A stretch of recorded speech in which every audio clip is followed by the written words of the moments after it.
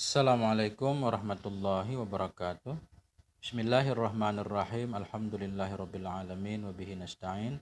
Wassalatu wassalamu ala sayyidina Muhammadin wa ala ali baitihi at-thayyibin at-tahirin wa radhiyallahu ta'ala anil muhajirin wal ansar wa man tabi'ahum bi ihsanin ila yaumiddin, amma ba'du. Teman-teman sahabat semuanya yang dimuliakan Allah Subhanahu wa taala, kita lanjutkan belajar membaca kitab Syarah Warakat. Syarhul Warakat di atas Matan Warakat.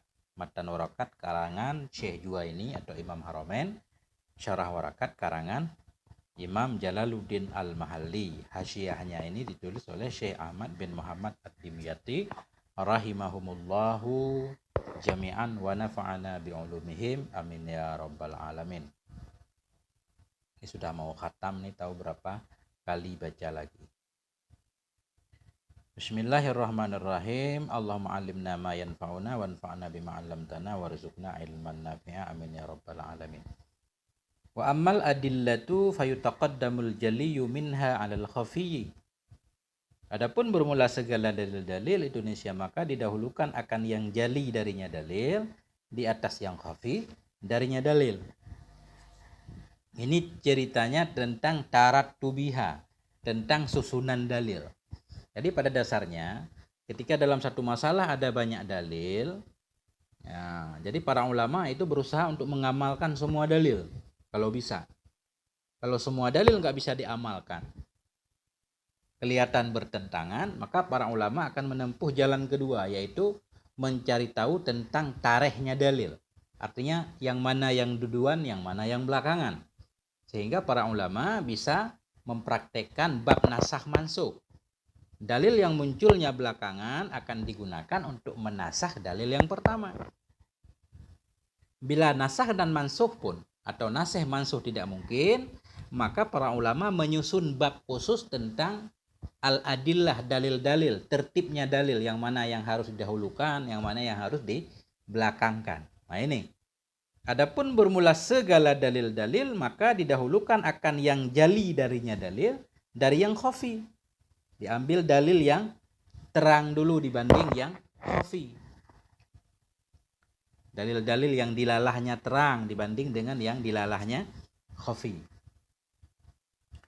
Wazalika kadh-dhahiri wal muawwali, demikian itu seperti dhahir dan muawwal. Yang satu dalil dhahir, lafadznya dhahir jelas. Ya. Yang satu lagi muawwal, ditakwil dari maknanya. Pada makna yang marjuh. Nah, tentunya harus dilakukan dalil yang dhahir. Fayuqaddamul lafdhu fil ma'nal haqiqi ala ma'nal majazi. Maka didahulukan akan lafadz pada makna yang hakiki di atas maknanya lafadz yang majazi. Karena tadi memang ketentuannya harus mendahulukan yang jali dari yang khafi. Contohnya seperti mendahulukan dhahir dari yang muawwal, maka nanti harus didahulukan lafadz dalil terhadap makna yang hakiki dibanding makna yang majazi. Satu dalil maknanya hakiki, satu dalil maknanya majazi.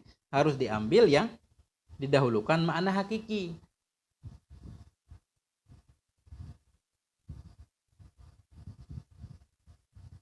Ya, atau satu dalil ada makna dua, makna hakiki boleh, makna majazi boleh, berarti harus didahulukan makna yang hakiki. Kenapa?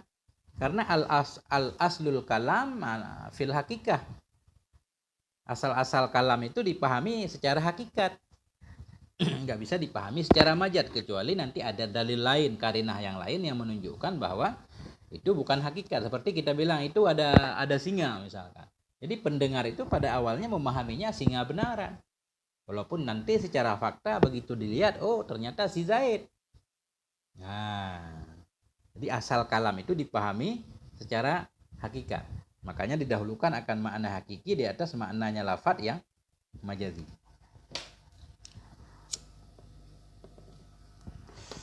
Wal mujibu lil ilmi alal mujibi lil dhanni. Mujibu kita atah kepada al-jali, maka didahulukan akan yang mewajibkan. Maka didahulukan akan yang menghasilkan bagi ilmu di atas yang menghasilkan bagi dhan. Jadi maksud wajib di sini dalil-dalil yang menunjukkan kepada keyakinan. Harus didahulukan daripada dalil yang menunjukkan kepada dhan. Didahulukan dalil yang menghasilkan ilmu atau keyakinan dibanding dalil yang menghasilkan dhan. Jadi nanti dalil di sini ada dalil qat'i, ada dalil dhanni. Dalil qat'i itu dalil yang menghasilkan ilmu, meyakinkan. Adapun dalil dhanni nanti dalil yang menghasilkan dhan, 75%, nggak sampai keyakin.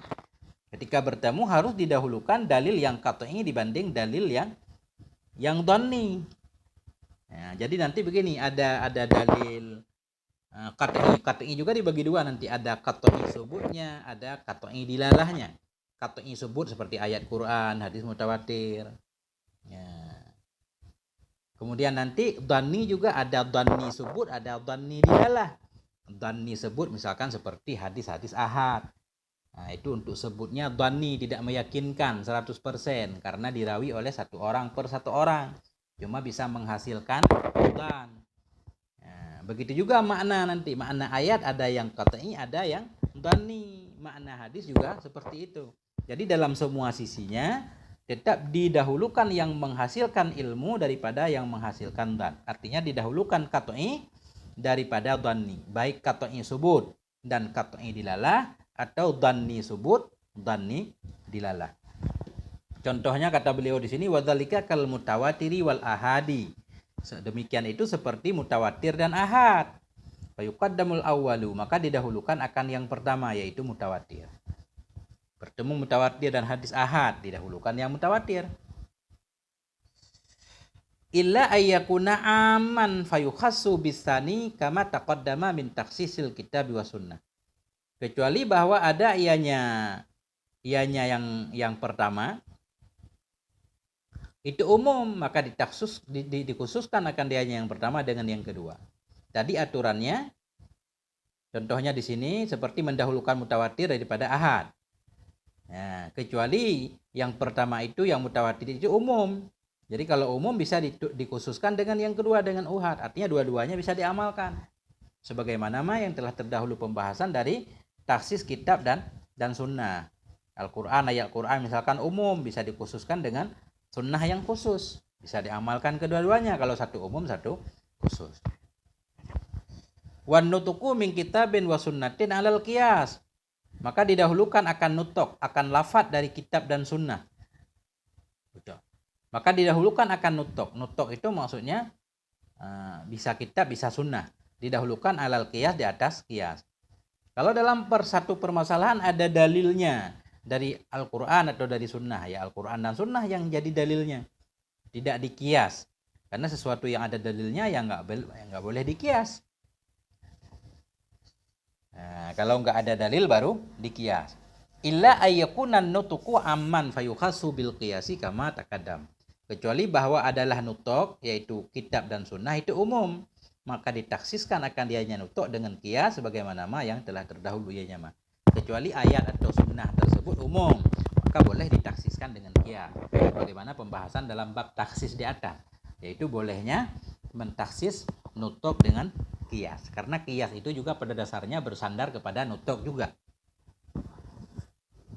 Wal qiyasul jaliyu alal khafiyyi. Nah, maka didahulukan akan qiyas yang jali di atas qiyas yang khafi, ini terang. Ya. Contohnya wadzalika ka qiyasil illati ala qiyasi syabhi. Demikian itu seperti qiyas illat di atas qiyas syabah. Harus didahulukan qiyas illat daripada qiyas syabah. Karena qiyas illat itu lebih kuat daripada qiyas syabah.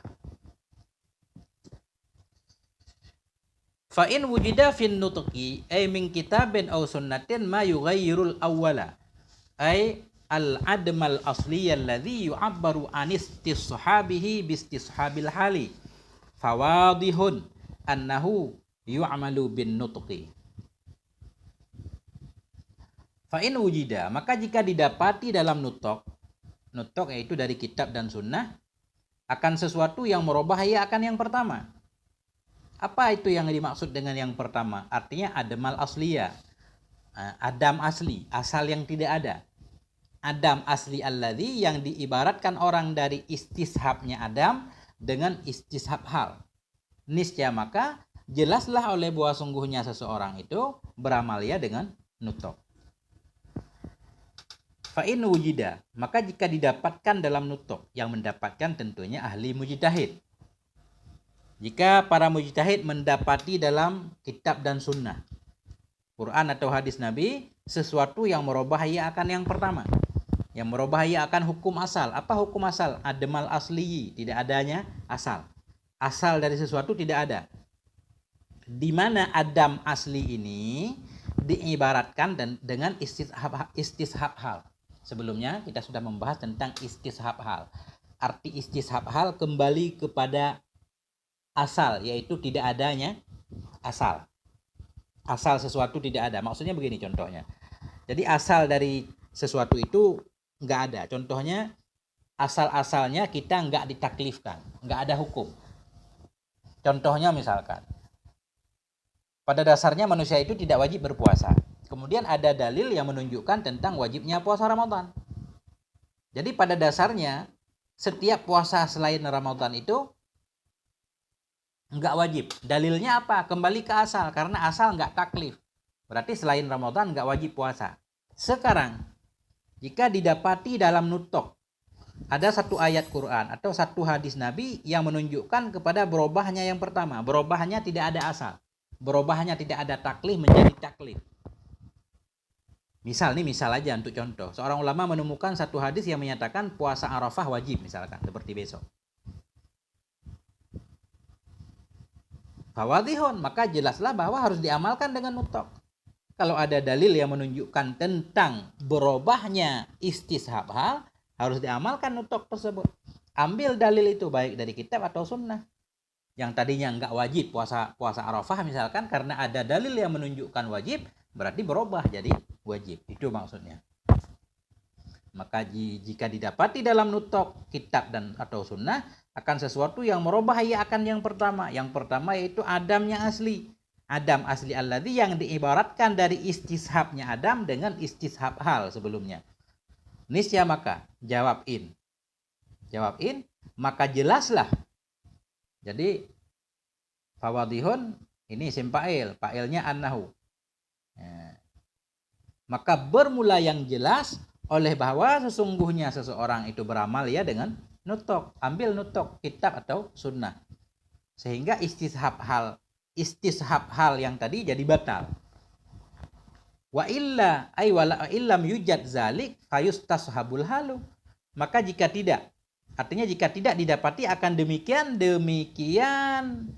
dari kitab dan sunnah, tidak ada dalil, maka dikembalikan akan hal, diistishabkan akan hal, artinya diistishabkan akan adam asli, artinya ya'malu bihi, beramal ya seorang dengannya istishab hal atau dengannya adam asli. Bila nggak ada dalil yang bisa merubah asal yang pertama, berarti tetap kembali kepada asal, yaitu asal sesuatu ya tidak ada, artinya diamalkan dengan asal tersebut. Nah, contoh seperti puasa Arafah tadi, sudah dicarikan dalil tidak ketemu dalil yang mewajibkan puasa Arafah, berarti kembali ke asal-asalnya puasa tidak wajib selain puasa Ramadan. Begitu lebih kurang yang bisa saya pahami. Kemudian wa min syartil mufti wa huwal mujtahidu ayyakuna aliman bil fiqhi aslan wa far'an khilafan wa madhhab. Sebahagian dari syarat mufti. Jadi sekarang beliau membahas tentang, musannif rahimahullah membahas tentang mufti. Kenapa? Karena mufti yang dimaksud ini mujtahid. Karena mujtahid yang butuh kepada dalil. Beliau sebelumnya membahas tentang dalil. Yang butuh kepada dalil, yang melihat dalil, yang memperhatikan dalil, yang mujtahid. Kita orang yang taklid yang nggak butuh kepada dalil, karena kalaupun diberikan dalil kita nggak paham. Makanya beliau sekarang menyebut tentang syarat-syarat mufti. Jadi syarat mufti itu sangat banyak. Beliau hanya menyebutkan sebahagiannya saja. Wa min syartil mufti, sebahagian dari syarat mufti, bahwa dan dianya mufti itu mujtahid. Jadi mufti itu maksudnya mujtahid. Jadi kata pensyarah di sini mujtahid maksudnya mujtahid mutlak. Ketika menggunakan lafaz mujtahid itu dipahami mujtahid mutlak. Walaupun di sini maksudnya enggak harus mujtahid mutlak. Bisa mujtahid mutlak, bisa mujtahid madhab, bisa mujtahid fatwa. Ayyakuna aliman, itu bahwa ada ianya mujtahid itu yang alim. aliman bil fiqhi, yang paham ia dengan fiqh, aslan nisbah asal, wa far'an nisbah furu', khilafan nisbah khilaf, wa madhaban dan nisbah madhab. Nah, jadi orang yang boleh menjadi mujtahid, yang boleh berfatwa, orang-orang yang punya syarat-syarat yang akan disebutkan. Kalau enggak, haram. Yang pertama, dia aliman bil fiqhi, paham dengan fiqh. Fiqh sudah menjadi sifatnya, tabiatnya. Aslan nisbah asal, usul fiqh dia tahu. Wa far'an, furu' fiqh dia tahu. Khilafan, segala khilaf-khilaf yang ada dalam perkara itu dia tahu. Wa madhaban, madhab maksudnya pendapat yang dipegangi dalam madhabnya, dia juga tahu. Beliau mengartikan di sini apa maksudnya aliman bil fiqhi, ay bi masailil fiqhi.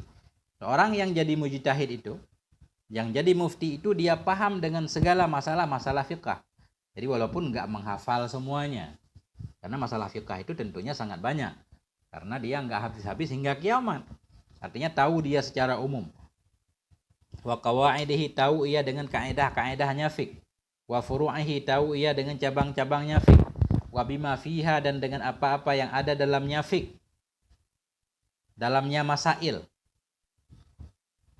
Wa bima fiha, dan tahu ia dengan ma yang ada dalamnya furu' aja ya kembalinya karena paling dekat. Mengetahui dengan segala masalah fiqh, kaidah-kaidah fiqh, furu'-furu'nya fiqh, dan dengan ma fiha, dengan apapun yang ada ia dalamnya furu'.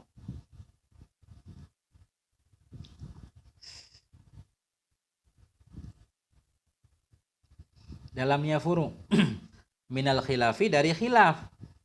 Nah, tahu dia segala khilaf-khilaf yang ada dalam permasalahan fiqh. Kenapa harus tahu semua? Liyadhhaba ila qaulin minhu. Lihat ini kenapa dia harus tahu masalah khilaf. Liyadhhaba ila qaulin minhu, supaya berpendapat ia kepada satu kaul daripadanya khilaf. Wala yukhalifu, dan tidak menyalahi ia akannya kaul. Artinya seorang mujtahid ini ini tentunya bukan mujtahid mutlak ini. Karena kalau mujtahid mutlak tentunya dia bisa saja bersalahan dengan mujtahid yang lain.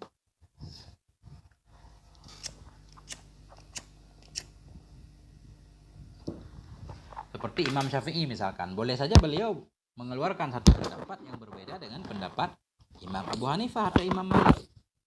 Nah, ini berarti mujtahid dalam satu mazhab misalkan. Dia tahu dengan fikih, usul fikih, furu' fikih, khilaf dan mazhab. Mazhab ini pendapat yang dipegangi dalam mazhabnya. Artinya dia tahu masalah-masalah fikih, kaidah-kaidahnya, furu'-furu'nya, dan khilaf-khilaf yang ada dalamnya. Supaya dia bisa mengambil kepada salah satu pendapat darinya khilaf, dan tidak menyalahi ia akannya kaul. La yukhalifu, kembali kepada kaul. Wala yukhalifu, dan tidak menyalahi ia akannya kaul. Ketika dia memberi fatwa dalam satu masalah, jangan sampai fatwanya menyalahi salah satu pendapat yang sudah ada, yang dikeluarkan oleh mujtahid sebelumnya.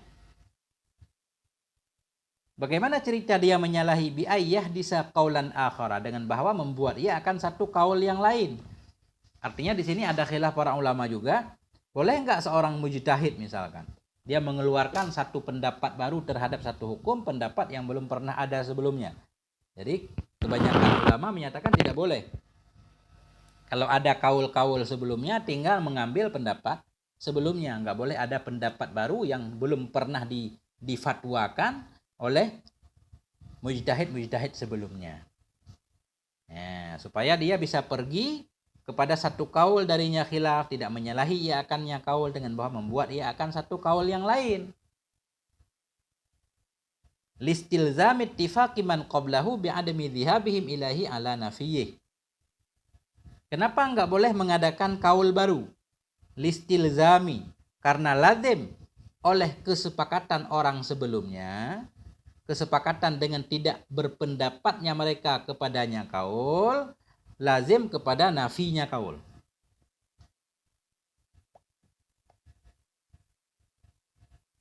Artinya begini, karena lazim, melazimkan oleh kesepakatan orang sebelumnya mujtahid, di mana mujtahid sebelum dia sudah sepakat kemana? Dengan tidak perginya mereka atau tidak berpendapatnya mereka kepadanya kaul dia. Misalkan dia menghasilkan satu kaul yang lain. Tadi disyaratkan dia paham khilaf supaya dia bisa pergi untuk mengambil satu kaul dari khilaf tersebut. Tidak menyalahi ia akannya kaul yang sudah ada. Bagaimana maksudnya menyalahi? Dia mengadakan atas satu kaul yang lain, pendapat baru yang belum ada sebelumnya.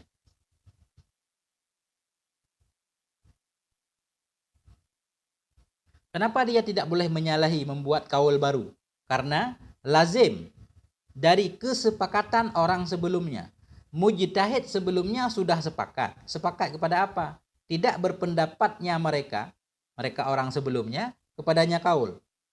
Artinya kaul dia kaul baru. Orang sebelumnya nggak pernah berpendapat seperti itu. Lazim dari tidak berpendapatnya mujtahid sebelumnya kepada kaul yang baru, kaulnya dia itu lazim kepada menafikannya kaul dia.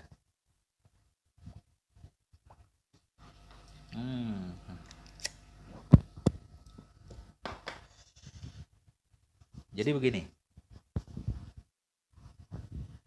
Karena lazim dari kesepakatan orang sebelumnya. Sebelumnya mujtahid yang belakangan. Sepakat orang sebelumnya. Sepakat kemana? Sepakat dengan tidak berpendapatnya mereka kepada kaulnya. Kaulnya dia. Sepakat di atas apa? Di atas nafinya kaul. Pendapat baru yang dia adakan itu, orang sebelumnya tidak berpendapat. Tidak berpendapatnya orang terdahulu kepada pendapat dia, itu semacam ada kesepakatan bahwa pendapat dia itu ternafi. Nah, artinya di sini sudah terjadi ijma. Ijma orang terdahulu bahwa masalahnya seperti itu. Kalau dia membuat satu kaul baru, seolah-olah dia menantang ijma sebelumnya. Agak rumit ini.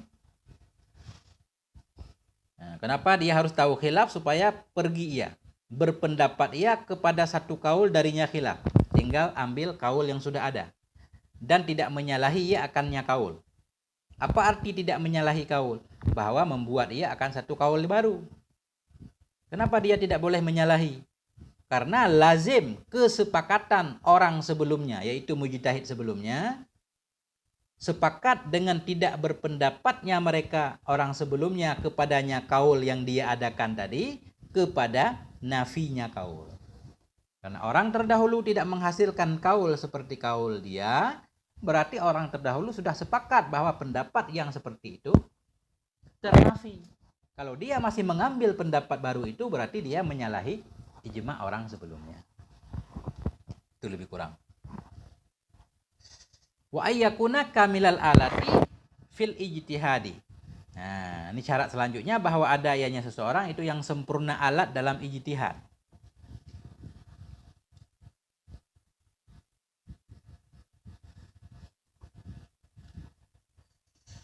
Nah, arifan itu yang mengenal ia bima yahtaju ilahi dengan apapun yang butuh ia kepadanya fi istimbatil ahkam dalam mengistimbat segala hukum-hukum. Apa ma itu? Minan nahwi dari nahu wal lughati ilmu lughat wa ma'rifatir rijal. Nah, dan dari mengenal rijal-rijal arrawin, rijal-rijal yang meriwayatkan mereka itu lil akhbari bagi segala hadis-hadis. Jadi sebahagian dari syarat mufti itu bahwa ada yaitu sempurna alat dalam ijtihad. Alat ijtihad ada semua. Alat ijtihad akan beliau jelaskan. Itu yang mengenal ia dengan apapun yang butuh ia kepadanya dalam mengambil hukum. Apa ma yang ia butuh? Berupa ilmu nahu. Dia paham nahu, paham saraf, paham lughat. Mengenal perawi-perawi hadis. Apa dia perawinya sikat atau tidak. Kenapa dia harus tahu semuanya? Liya'khudha biriwayatil maqbuli minhum dunal majruh. Supaya mengambil ia dengan riwayat yang diterima dari mereka, ketiadaan yang majruh, yang cacat. Jadi perawinya perawi cacat misalkan, berarti riwayatnya nggak bisa diterima, nggak bisa jadi dalil nanti. Nah, wa tafsiril ayatil waridati fil ahkami wal akhbaril waridati fiha. tafsiri ini kita atah kepada fil ijtihad. Sebahagian dari syarat mufti itu bahwa ada ayat itu sempurna alat dalam ijtihad, sempurna alat dalam mengenal. Ya.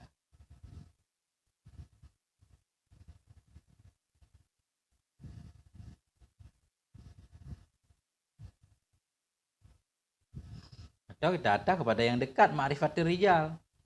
Sebahagian dari syarat mufti itu bahwa ada yang seorang itu yang sempurna alat dalam ijtihad, itu yang mengetahui ya dengan apa yang ia butuhkan dalam istinbat hukum daripada nahwu lughat dan mengenal rijal, dan dari mengenal tafsir ayat.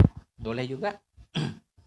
Dan dari mengenal tafsir ayat yang warid ianya ayat pada hukum-hukum, dan tafsir hadis akhbar kita atah kepada ayat, tafsir hadis-hadis yang warid ianya hadis padanya hukum.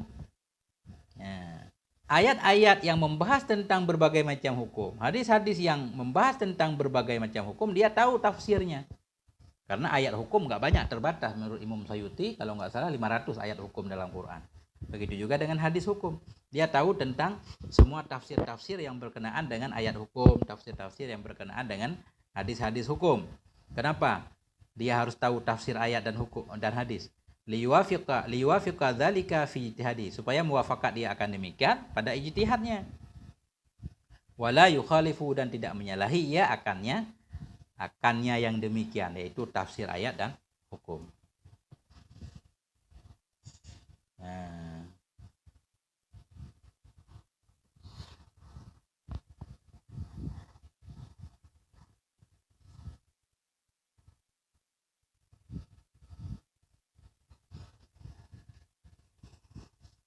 Jadi kalau kata Syekh Hasyiah ini, wa ma'rifatur rijal wa yakfi fi zamanina ruju'a ila ahli hadis. Cukuplah pada zaman kita oleh kembali kepada ahli hadis, enggak perlu diteliti lagi mana perawi yang sikat atau tidak. Tinggal kembali kepada ahli hadis, kal Imam Ahmad wal Bukhari wa Muslim wa ghairihim, dan lain-lain mereka. Fayu'tamudu alaihim fit ta'li wat tarjih, maka dipegangi kepada mereka pada ta'dil dan tarjih. Tinggal kita ngikuti ulama. Mujtahid sekarang berarti agak ringan, tinggal ini menurut Imam Bukhari, Imam Muslim ini sikat atau tidak, ini hadis ini sahih atau tidak, tinggal rujuk kepada kitab hadis sekarang.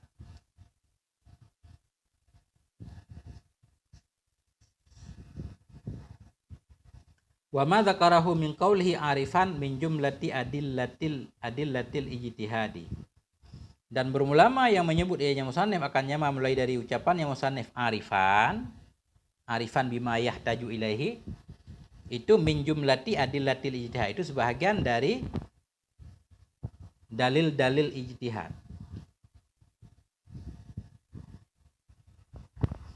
Dalil apa alat? Tadi dia ada ayat itu sempurna alat dalam ijtihad. Itu yang mengetahuinya dengan ma yang butuhnya kepadanya ma dalam istinbat.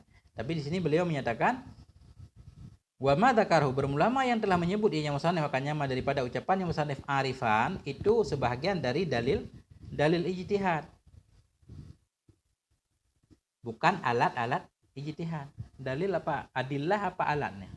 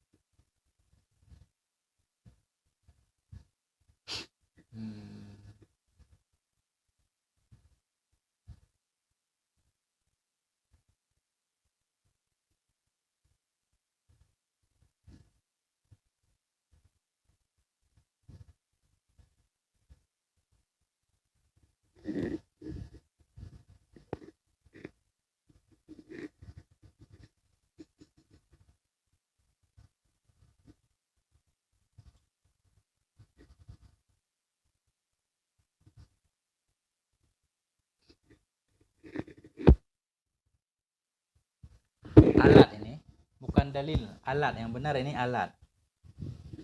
Berulama yang menyebut yang musannif akan nyama daripada ucapannya musannif arifan, itu sabit min jumlati alatil ijtihad, alat ijtihad, karena di atas beliau menyatakan sebahagian dari syarat mujtahid bahwa ada itu sempurna alat. Jadi alat yang dibutuhkan antara lain ya ada ilmu nahunya, ada lughatnya, mengenal rijalnya. Nah, jadi di sini bukan adillah tapi alat.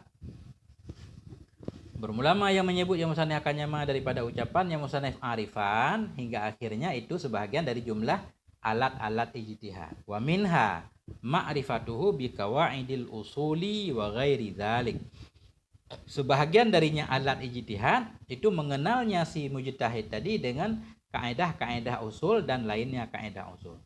Jadi maksud kaedah usul di sini yaitu usulul fikhi wa usuluddin. Paham dia? Supaya ada syarat ijtihad dia harus paham usul fiqh dan usuluddin juga. Jangan sampai fatwanya bertentangan dengan usuluddin.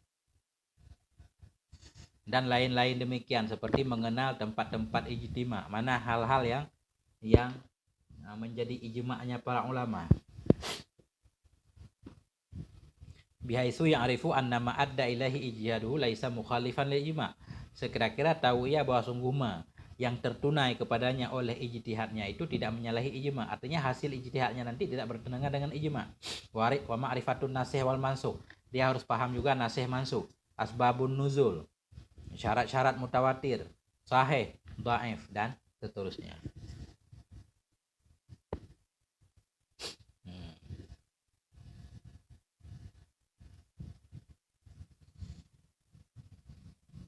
Wa min syarti, kita lanjutkan sekali. Wa min syartil mustafti, dan sebahagian dari syarat si mustafti, orang yang meminta fatwa, ayyakuna min ahli taklid, itu bahwa ada ia daripada ahli taklid.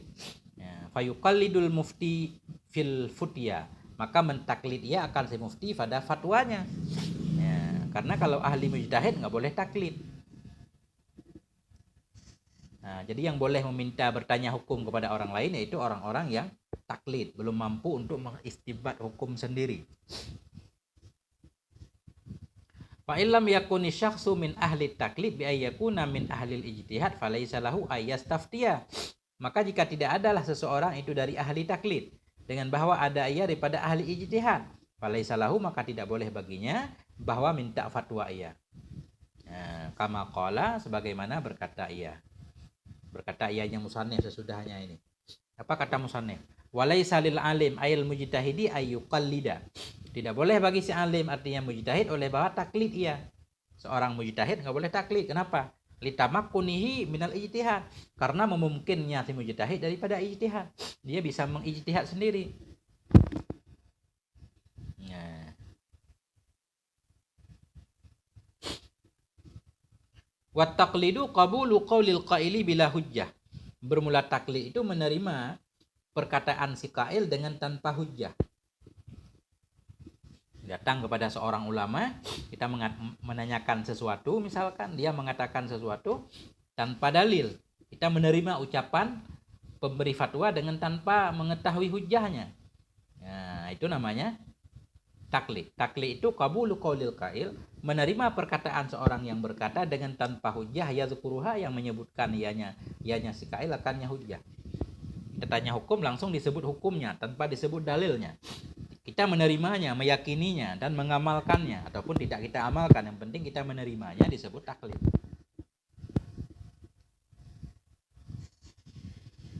Fa'ala hadza qabul qaulin Nabi sallallahu alaihi wasallam fima dzakarahu minal ahkam yusamma taklidan.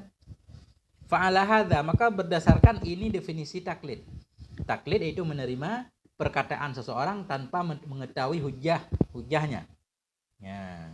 Berdasarkan di atas definisi ini, bermula menerima perkataan Nabi alaihi salatu wasallam pada apa yang menyebut ianya Nabi akannya dari hukum-hukum, itu dinamakan akan dianya menerima tadi akan taklid. Jadi seseorang, misalkan para sahabat Nabi mendengar ucapan Nabi menyatakan ini hukumnya seperti ini, itu disebut taklid. Ya, karena tanpa mengetahui dalil dari Nabi. Wa minhum man qala at-taqlidu qabulu qaulil qaili wa anta la tadri min aina qalahu. Ya.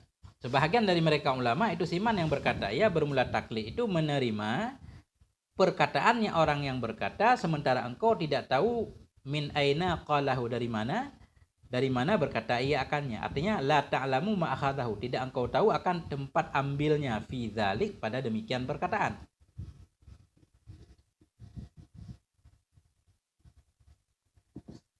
Nah, kalau di atas taklid itu menerima pendapat orang lain tanpa hujah yang dia sebutkan, enggak disebutkan hujahnya. Nah, kalau pendapat kedua ini taklid yaitu menerima perkataan orang lain, kita enggak tahu dari mana dia mengambilnya. Bisa saja dia ada dalil, tapi kita tidak tahu di mana dia mengambilnya. Kembali ke matan. Jadi berdasarkan definisi pertama, menerima ucapan Nabi itu disebut taklid. Kemudian pertanyaan, apakah Nabi berijtihad atau tidak? Fa in qulna innan nabiyya sallallahu alaihi wasallam kana yaqulu bil qiyasi bi ayyajtahida fayajuzu ayyusamma qabula qawlihi taklidan. Maka jika kita katakan bahwa sungguh Nabi sallallahu alaihi wasallam itu ada, ianya Nabi itu berkata ia dengan qiyas. Artinya bi ayyajtahida, dengan bawa ijtihad ianya Nabi. Fayajuzu, maka bolehlah bahwa di ayyusamma dinamakan akan menerima ucapannya Nabi. Fayajuzu ayyusamma, maka bolehlah bahwa dinamakan qabulu qawlihi, akan menerima ucapannya Nabi, akan taklid. Nah, bila kita berpendapat bahwa Nabi berijtihad, berarti menerima ucapan Nabi bisa disebut sebagai taklid. Karena taklid itu artinya menerima ucapan mujtahid tanpa mengetahui dalilnya. Berarti ucapan Nabi yang diterima itu bisa disebut taklid. Kalau memang Nabi berijtihad, berarti menerima ucapan Nabi bisa disebut sebagai taklid. Lihtimali ayyakuna an ijtihadin. Kenapa bisa dinamakan taklid? Karena kemungkinan bahwa ada ianya ucapan Nabi itu dari ijtihad. Kalau memang ucapan Nabi dari ijtihad, berarti menerima ucapan Nabi bisa disebut taklid. Wa in qulna innahu la yajtahidu wa innama yaqulu an wahyin wa ma yantiqu anil hawa in huwa illa wahyu yuha fala yusamma qabulu qawlihi taqlidan istinadi ilal wahyi. Dan jika kita katakan bahwa sungguhnya Nabi itu tidak berijtihad, misalkan kita berpendapat Nabi tidak berijtihad, wa innama yaqulu an wahyin, hanya saja berkata ianya Nabi berdasarkan wahyu. Dalilnya wa ma yantiqu anil hawa, tidak berbicara Nabi dari hawa nafsu. In huwa, tidaklah dianya yang dibicarakan Nabi kecuali itu wahyu. Wahyu yuha, wahyu yang diwahyukan. Fala yusamma, maka tidak dinamakan akan menerima ucapannya Nabi akan taklid. Kenapa? Karena tersandarnya ucapan Nabi kepada wahyu. Jika kita menyatakan Nabi tidak berijtihad, tapi apapun yang Nabi katakan berdasarkan wahyu, karena ada ayat Quran yang menyatakan wa ma yantiqu anil hawa in huwa illa wahyu yuha, berarti menerima ucapan Nabi tidak disebut taklid. Kenapa? Karena ada dalilnya. Segala ucapan Nabi tadi bersandar kepada wahyu. Sedangkan taklid yaitu ucapan yang tidak diketahui dalilnya atau tidak ada dalilnya. Ya.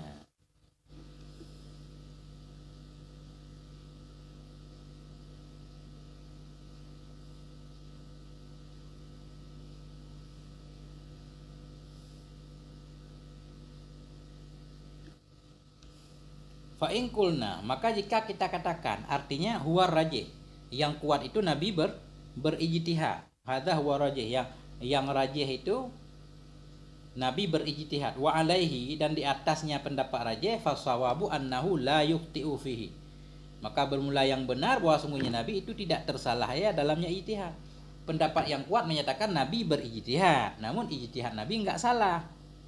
Fasawabu annahu la yukhti'u, yang benar itu Nabi tidak bersalah, tidak pernah salah dalam ijtihad. Kenapa? Tanzihan, karena membersihkan liman sabin nubuwah, bagi pangkat kenabian, anil khata, dari salah dalam ijtihad. Pendapat yang kuat menyatakan Nabi berijtihad, namun ijtihad Nabi selalu benar. Ya. Jadi bukan semua yang Nabi katakan itu berdasarkan wahyu.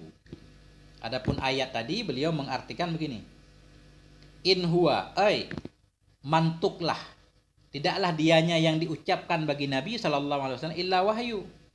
Bahwa ya dulu ala anna jami'a ma yasduru anhu alaihi salatu wasalam nasyi'un minal wahyi.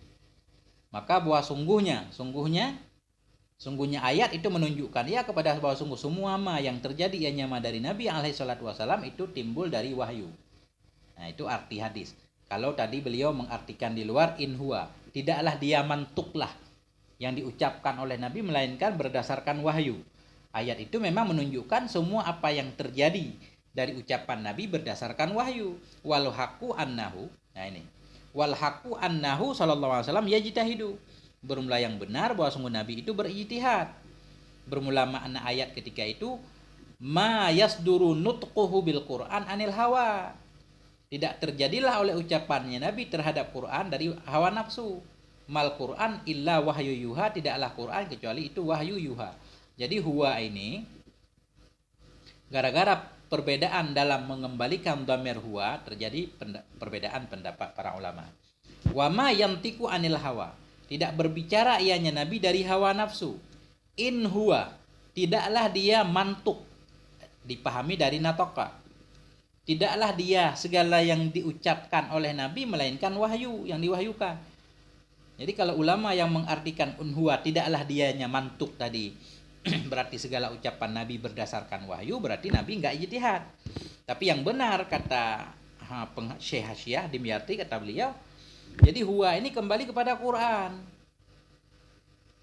Wa ma yantiqu anil hawa, tidak berbicara Nabi dari hawa nafsu, tidaklah dianya Quran kecuali wahyu yang diwahyukan. Jadi yang wahyu itu Quran, bukan segala ucapan Nabi wahyu, yang wahyu Quran. Nah, jadi Quran itu wahyu. Nah, begitu maksudnya.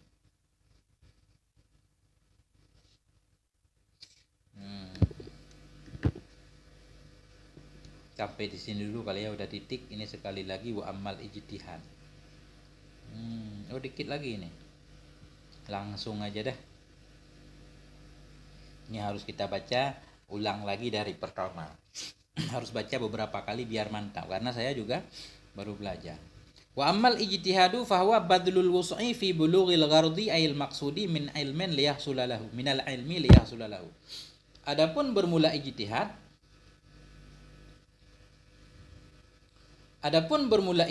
itu niscaya maka bermula dianya ijtihad itu badlul wus'i, mengerahkan segala kemampuan fi bulughil ghardi, dalam mencapai maksud. Fi bulughil ghardil maksudi, dalam sampai kepada tujuan yang dimaksud. Apa tujuan yang dimaksud? Minal ilmi, dari ilmu, liyahsulalahu, supaya hasil ianya ilmu baginya seseorang.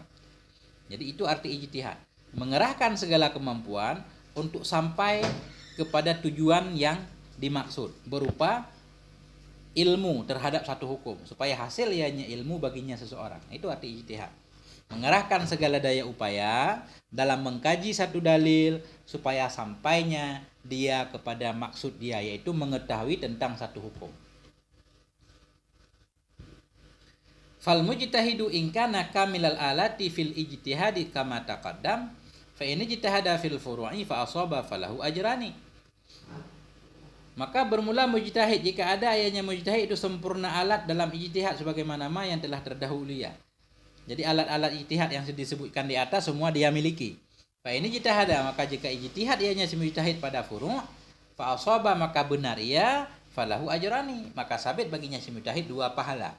Ala ijtihadihi wa isabatihi, pahala di atas ijtihadnya dan di atas benarnya. Seorang mujtahid sempurna alat, kemudian beliau berijtihad pada furu' fiqh dalam menggali satu hukum. Ternyata hasil ijtihadnya benar, dapat 2 pahala, pahala ijtihad dan pahala benar. Wa ini ijtihada fiha wa aqta'a falahu ajrun wahidun. Dan jika ijtihad yang mujtahid dalamnya furu' dan tersalah ya, maka sabit baginya mujtahid itu 1 pahala doang. Ala ijtihadihi, 1 pahala atas ijtihadnya. Nah, tetap enggak ada dosanya. Wa sayati dalulu dzalik, dan akan datanglah oleh dalil demikian. Dalil bahwa kalau benar 2 pahala, kalau salah 1 pahala. Tetap enggak ada dosa. Ini tentunya yang sempurna alat. Tapi kalau orang enggak sempurna alat berijtihad kemudian salah, ya berdosa. Wa minhum man qala kullu mujtahidin fil furu'i musibun. Sebahagian dari mereka ulama itu siman yang berkata, ya bermula semua mujtahid dalam furu' itu benar, musibun. Sebahagian dari mereka itu usuliyin kal Asy'ari dan Baqillani. Ada ulama yang menyatakan semua mujtahid dalam furu' fiqh itu benar. Binaan ala anna hukmallahi fi haqqihi wa haqqi muqallidihi ma'adda ilahi ijtihadu. Binaan didasari di atas bahwa sungguh hukum Allah pada haknya mujtahid dan hak orang yang mengikutinya mujtahid itu yang tertunai kepadanya oleh ijtihadnya. Ini berdasarkan pandangan yang menyatakan hukum Allah pada hak mujtahid yaitu apa yang dipahami oleh ijtihadnya. Kalau ijtihadnya menyatakan A, ya A. Makanya sebahagian mujtahid itu benar, kata sebahagian ulama. Wala yajuzu ayyuqala kullu mujtahidin fil usuli al-kalamiyyati ayil aqaidi musibun. Tadi di atas begini, mujtahid pada furu', pada hukum fikah itu ada ulama menyatakan semua mujtahid benar. Sebagaimana kata Imam Sya'rani misalkan ya. Semua pendapat itu benar, yang asah benar, yang muqabil asah juga benar. Nah, jadi pada furu' yang terjadi khilaf. Tapi kalau pada mujtahid pada usul itu enggak benar semua. Wala yajuzu ayyuqala, tidak bolehlah dikatakan bahwa kullu mujtahidin fil usuli al-kalamiyah musibun. Tidak boleh dikatakan bermula semua mujtahid pada usul kalamiyah dalam asal-asal ilmu kalam, asal aqaid. Semua mujtahid dalam masalah akidah itu benar, enggak boleh. Kenapa? Li'anna dzalika yuaddi ila taswibi ahli dhalalah minan nasara. Karena bahwa sungguh demikian membenarkan semua mujtahid itu membawa ia kepada membenarkan orang-orang sesat dari Nasrani. Ntar Nasrani benar dong karena mereka juga berijtihad. Fi qaulihim bit taslis, dalam ucapan mereka taslis. Mereka menyatakan Tuhan itu 3. Wal majusi. Kalau kita menyatakan semua mujtahid pada masalah akidah itu benar, maka akan membawa kepada membenarkan orang-orang sesat dari Nasrani wal majusi dari majusi fi qaulihim bil aslaini lil alami an-nuri wad dulmah. Pada ucapan mereka majusi dengan 2 asal bagi alam. Apa 2 asal itu? Nur dan kegelapan. Jadi kata majusi itu alam ini asalnya 2, yaitu cahaya dan kegelapan. Bertemu cahaya dan kegelapan menghasilkan alam. Jadi mereka juga sesat. Wal kufari. Jadi lazim kepada membenarkan ucapan Nasrani atau ijtihad majusi, ijtihad kafir fi nafyihimil tauhida wa bi'satar rusuli wal ma'ada fil akhirah wal mulhidin fi nafyihim sifatahu ta'ala kal kalami wa khalqihi af'alal ibadi. Kembali lagi, tidak boleh dikatakan bahwa semua mujtahid pada akidah itu benar. Kenapa? Karena kalau kita membenarkan semua mujtahid pada akidah, maka benarlah Nasrani dalam keyakinan mereka 3 Tuhan. Maka benarlah majusi dalam ucapan mereka tentang alam ini ada 2 asalnya, yaitu cahaya dan kegelapan. Benarlah kafir pada nafinya mereka kafir at-tauhidah. Tauhidah maf'ul nafi. Fi nafyihimit tauhidah, pada menafikan mereka kafir akan tauhid. Wa bi'satar rusul, dan akan kebangkitan Rasul, wal ma'ada, dan akan ma'ad kembali bangkitnya pada akhirat. Wal mulhidin, kita atah kepada Nasrani juga, daripada ucapan para mulhidin fi nafihim, dalam menafikan mereka akan sifatnya Allah Ta'ala, kal kalami, seperti sifat kalam, wa khalqihi, dan seperti menciptakannya Allah af'alal ibad, akan semua perbuatan hamba, wa kaunihi, dan seperti keadaannya Allah itu mar'iyan, bisa terlihat di akhirat, wa ghaira zalik, dan akan lain-lain demikian. Wa ghaira kita antah kepada sifatnya. Lazim pada menafikan mereka akan lain-lainnya demikian. Jadi kesimpulannya, tidak semua mujtahid pada masalah akidah itu benar. Wa dalilu man qala laisa kullu mujtahidin fil furu'i musiban qauluhu sallallahu alaihi wasallam. Dan bermula dalil siman yang berkata iya, tidaklah setiap mujtahid pada furu' itu benar, itu sabda Nabi. Apa dalil orang yang menyatakan tidak semua mujtahid itu benar? Tidak semua mujtahid itu benar. Apa dalilnya? Sabda Nabi sallallahu alaihi wasallam. Apa kata Nabi? Kata Nabi, Man ijtahada fa asaba falahu ajrani. Bermula siman itu yang ijtihad ia maka benar ia, niscaya maka sabit baginya itu 2 pahala. Orang yang ijtihad kemudian benar dapat 2 pahala. Wa man ijtahada wa akhtaha falahu ajrun wahid. Barang siapa yang ijtihad ia dan salah ia baginya itu 1 pahala. Wajhud dalilu anan nabiyya, bermula wajah dalil itu bahwa Nabi sallallahu alaihi wasallam itu khatta'a al mujtahida taratan wa sawwabahu ukhra. Itu menyalahkan ya Nabi akan mujtahid pada suatu kali dan membenarkan ya Nabi akan mujtahid pada kali yang lain. Dalam hadis Nabi menyatakan, man ijtahada fa asaba. Benar. Man ijtahada wa akhta'a, salah. Berarti ada benar, ada salah. Ini dalam hadis ini Nabi menyatakan mujtahid kadang benar, kadang salah. Makanya tidak semua mujtahid itu benar. Ada yang benar, ada yang salah. Cuma yang benar dapat 2 pahala, yang salah dapat 1 pahala. Wal hadisu rawahu Syaikhani. Bermula hadis itu meriwayatkan akannya hadis oleh Syaikhani Bukhari Muslim. Walafdul Bukhari, idza jitahadal hakimu fahakama fa asaba falahu ajran. Dan bermula lafaz Imam Bukhari, ini yang tadi di atas itu lafaz Imam Muslim. Bermula lafaz Imam Bukhari itu bunyinya beda dikit. Idza jitahadal hakim, bila ijtihadlah oleh si hakim, fahakama maka menghukum ia, fa asaba maka benar ia, falahu ajran maka baginya itu 2 pahala. Wa idza hakama fa akhta'a, dan apabila menghukum ia fa akhta'a masalah ia, falahu ajrun maka baginya hakim itu 1 pahala doang. Wallahu a'lam bissawabil marji wal ma'ab. Sampai di sini alhamdulillah sudah khatam dengan segala kekurangannya. Insyaallah pada waktu yang lain akan kita baca kembali dari awal barangkali supaya lebih mantap lagi. Alhamdulillah sudah khatam dengan segala kekurangannya. Moga ada manfaatnya. Mohon maaf atas segala kekurangan. Walhamdulillah wal afwa minkum. Wassalamualaikum warahmatullahi wabarakatuh.